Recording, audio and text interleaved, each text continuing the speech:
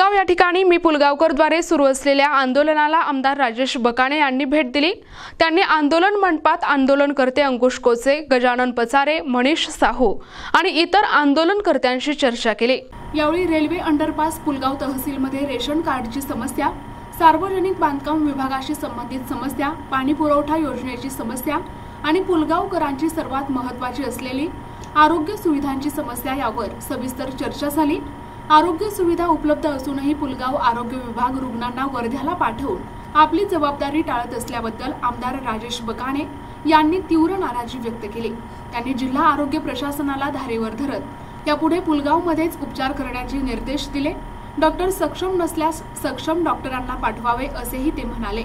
नागरिकांच्या आरोग्याशी कोणताही खेळ खपवून घेतला जाणार नाही असे त्यांनी ठामपणे सांगितले।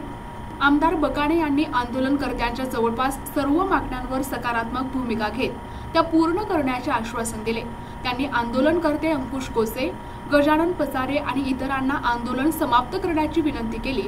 त्यांची विनंती मान्य करत आमदार राजेश बकाणे आणि जिल्हाध्यक्ष संजय गाते यांनी अंकुश कोचे आणि गजानन पचारे यांना लिंबू पाणी पाजवून उपोषण सोडवले।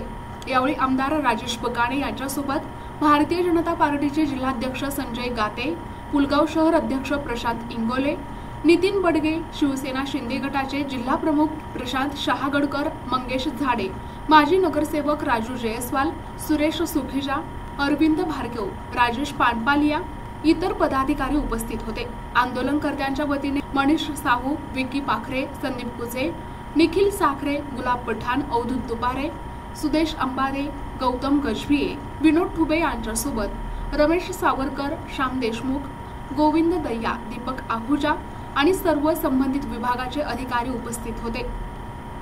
प्रतिनिधी जावेद खान, NTV न्यूज मराठी, पुलगाव, वर्धा।